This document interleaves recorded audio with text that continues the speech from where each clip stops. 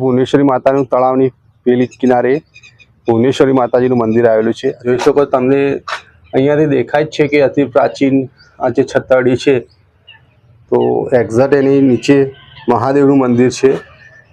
આ ઉપરનું છતરડી છે અને નીચે મંદિર આવેલું છે મહાદેવનું, જે અત્યારે પાણીની અંદર ગરકાવ થઈ ગયું છે। તો માકડીયા વીર મહારાજની એક્ઝેક્ટ એમની પાસે નીચે છે જે પિંડી કહેવાય છે। આ નાનું હતું, અત્યારે દિવસે દિવસે મોટું થતું જાય છે। તો પિંડી પણ એક સાક્ષાત ચમત્કાર જ છે। જૂનું નામ ગુંજર, એનાથી બી જૂનું નામ ગઢગાજુડો। ઓકે, તો ગઢગાજુડું એ હાટકે ક્ષેત્રમાં આવે સ્કંદ પુરાણ અનુસાર। હા, તો હાટકે ક્ષેત્રમાં જેટલા પ્રાચીન મંદિરો એમાંથી એક આ મંદિર ભુવનેશ્વરી માતાજીનું મંદિર। જોઈ શકો છો પાછળ તો સીધા અહીંયા હેલિકોપ્ટરથી ઉતરી સીધા માતાજીને દર્શન કરવા અહીંયા આવે છે। માતાજી મિત્રો, તો મહેસાણા જિલ્લાના વિસનગર તાલુકામાં ગુંજા ગામે અતિ પ્રાચીન ભુવનેશ્વરી માતાજીનું મંદિર જે તળાવના કિનારે આવેલું છે અને મંદિરનો ઇતિહાસ શું છે અને અહીંયા કઈ રીતે આવી શકો છો દર્શન કરવા, બધી જ માહિતી વિડીયોમાં રહેવાની છે। તો પ્લીઝ વિડીયો ગમતો લાઈક કરજો અને મિત્રો સાથે શેર કરજો અને બીજા આવા નવા વિડીયો જોવા માટે ચેનલને સબસ્ક્રાઇબ કરજો। ચાલો આપણે દર્શન કરીશું અતિ પ્રાચીન ભુવનેશ્વરી માતાજીનું।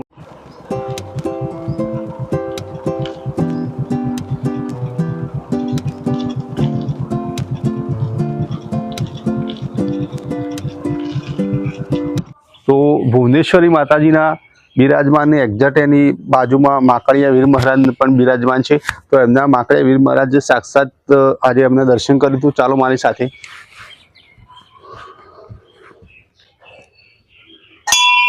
જય, જોઈ શકો છો મિત્રો, આ છે માકડીયા વીર મહારાજ મંદિર જે સાક્ષાત ભુવનેશ્વરી માતાજીના ગુંજામાં બિરાજમાન છે। આજે અમે દર્શન કર્યું। જય માતા।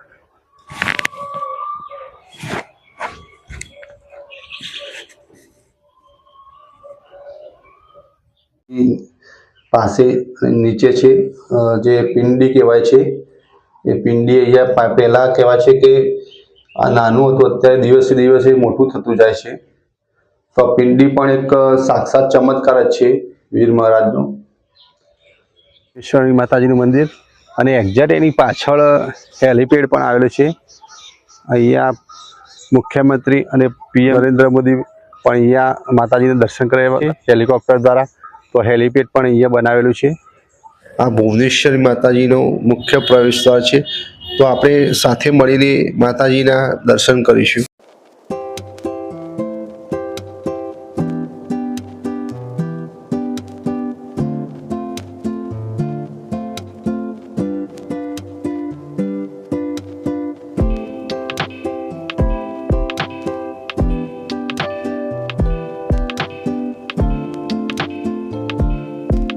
અહીંયા મંદિરની બાજુમાં એક્ઝેક્ટ નવદુર્ગા સ્વરૂપમાં એકમાત્ર ભુવનેશ્વરી માતાના દર્શન તમને થશે।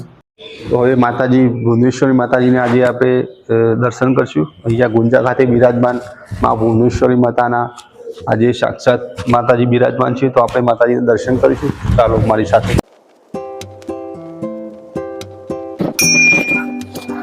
તો આ છે ગુંજાના માતા ભુવનેશ્વરી બિરાજમાન જે સાક્ષાત એમના દર્શન થાય છે।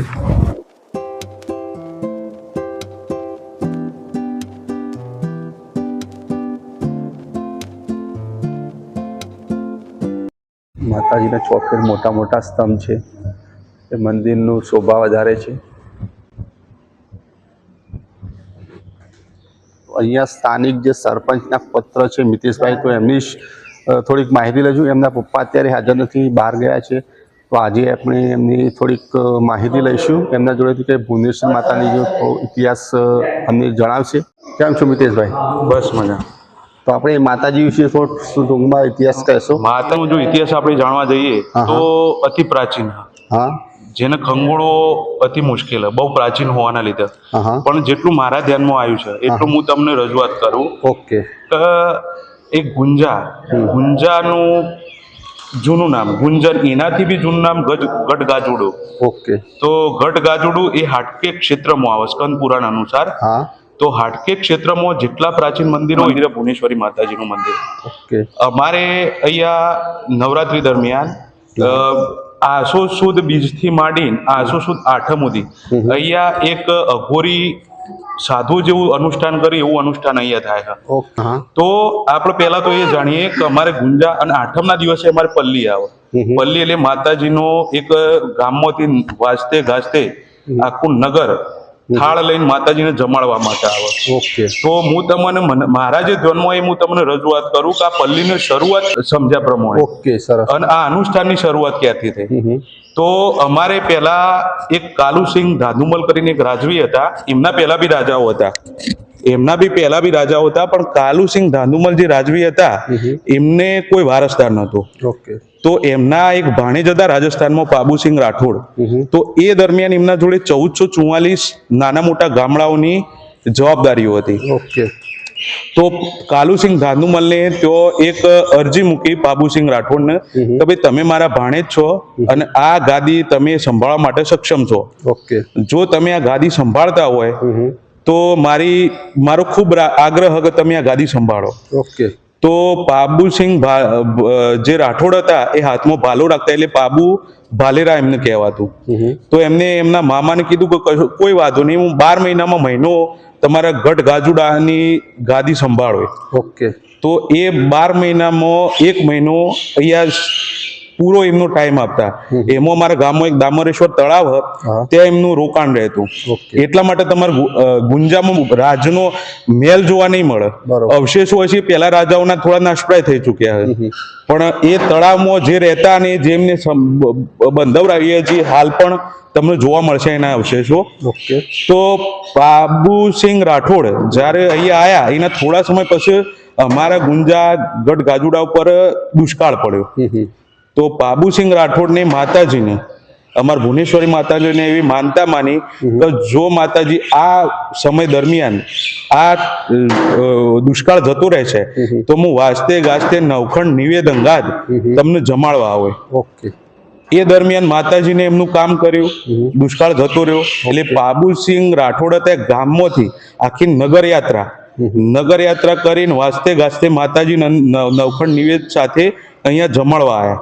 ઓકે. જમાડવા આવ્યા એટલે એટલા બધા ઓતપ્રોત થયા કે એમને કીધું માતાજી હું જ્યાં સુધી મારા શરીરમાં જ્યાં સુધી શ્વાસ છે ત્યાં સુધી હું દર સાલ આવે, પણ મારી વિનંતી એટલી કે બાકીના 364 દિવસ મારા રાજ્યને જમાડવાની જવાબદારી તમારી. હું આસો સુદ આઠમના દાડે આખું નગર યાત્રા કરી અને તમને હું જમાડવા આવે. એટલે હાલે અમારી પલ્લીમાં 9 ખંડ એટલે 9 નિવેદ હોય છે, વચ્ચે મેરું હોય. આ રીતે એની પલ્લીની રચના છે. બીજું મંદિર કે જે ભુવનેશ્વરી માતાજીની સામે એક્ઝેક્ટ ગોગા મહારાજ પણ બિરાજમાન છે. ગોગા મહારાજનું દર્શન કરીશું.